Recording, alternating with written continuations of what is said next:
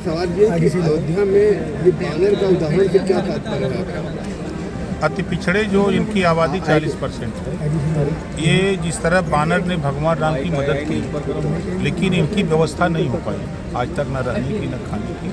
उसी तरह ये 40% आबादी वाले लोग कभी कांग्रेस, कभी सपा, कभी बसपा, कभी भाजपा, सबकी मदद करते हैं, लेकिन इनकी व्यवस्था शिक्षा, स्वास्थ्य और रोजगार की नहीं कर पाते हैं।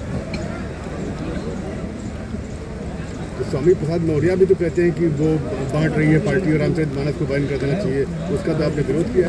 नहीं, तो हम उनके बयान का कहाँ समर्थन करते हैं? कि जब वो बसपा में थे तो 4 बार मंत्री थे, तब याद नहीं आया वो चौपाई उनको। जब बसपा की सरकार जाने लगी तो जब देख लिया उन्होंने कि अब सरकार नहीं बननी है, तब रामम शरणम गच्छामि, तब राम की शरण में चले गए और उस ग्रंथ पे उन्होंने माला चढ़ाया, माला चढ़ा करके बेटी को सांसद बना लिया, अपने मंत्री बन गए। 5 साल तो ये बात याद नहीं आई।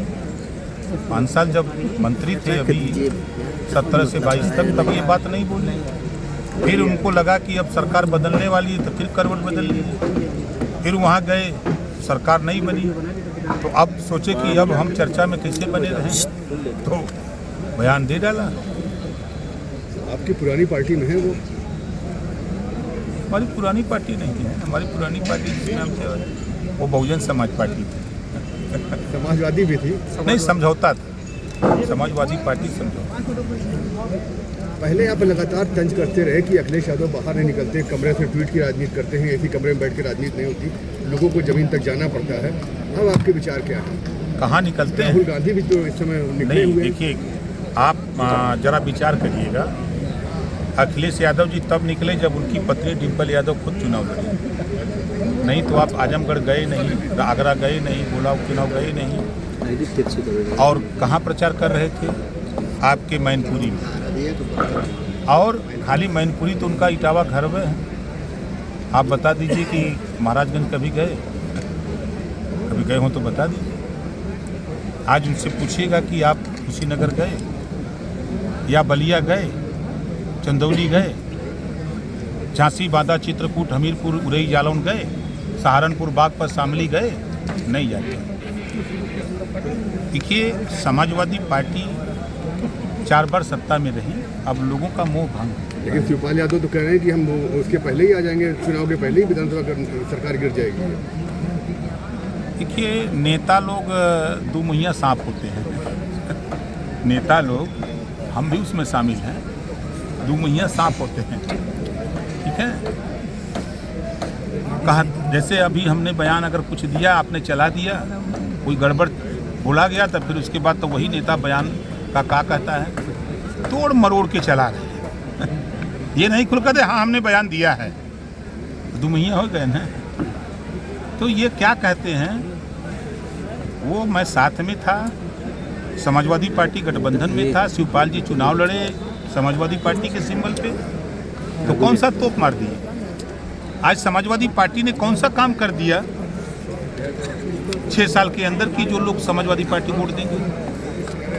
ये लोग समाजवादी हों, बसपा हो, कांग्रेस हो, ये लोग जनता से दूर चले गए, जनता के नज़दीक चली गई बीजेपी, सरकार बन गई। जो जनता के बीच में रहता है उसकी सरकार बनती है। अब राहुल जी घूम रहे हैं, जनता के बीच में जा रहे हैं, तो लोगों का अपना स्नेह प्यार मिल रहा है हमको। तो ओम प्रकाश राजभर का अगला प्लान क्या है 2024 का? अभी अब पिछड़ों के बीच में, अभी आपने देखा कि 1 महीना लगातार मैंने सावधान रथ यात्रा करके करीब 42 रैली की बड़ी। अभी इधर हम लोग महिला हक अधिकार महारैली के माध्यम से आजमगढ़ मंडल में मऊ किया, फैजाबाद मंडल में सुल्तानपुर किया, बस्ती मंडल में बस्ती किया, गोरखपुर मंडल में, गोरखपुर में 5 फरवरी को महिला हक अधिकार महारैली होगी।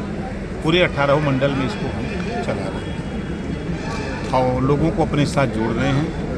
और बड़ी तेज़ी से महिलाओं में एक बात बड़ी तेज़ी से फैल रही है कि महिलाएं शराबबंदी से बहुत दुखी हैं। शराबबंदी को लेकर के वो निकल पड़ी हैं घरों से।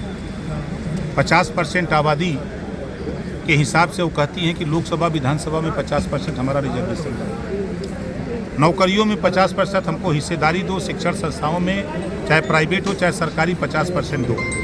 उसके लिए बड़ी संख्या में लोग घरों से निकल करके कार्यक्रमों में शामिल हो रहे हैं। गठबंधन किसी से होगा 2024 में आपका प्लान? देखिए, देश गठबंधन से जुड़ रहा है और गठबंधन चुनाव के 4 महीना 5 महीना पहले होते हैं, 2 साल पहले नहीं हुआ है कोई भी गठबंधन। चाहे सपा बसपा गठबंधन हो, चाहे सपा कांग्रेस का हो, चाहे सपा आरएलडी का हो, चाहे सपा सुभाषपा का हो, सब 5 महीना 6 महीना पहले। तो टाइम आई तो देखा जाए।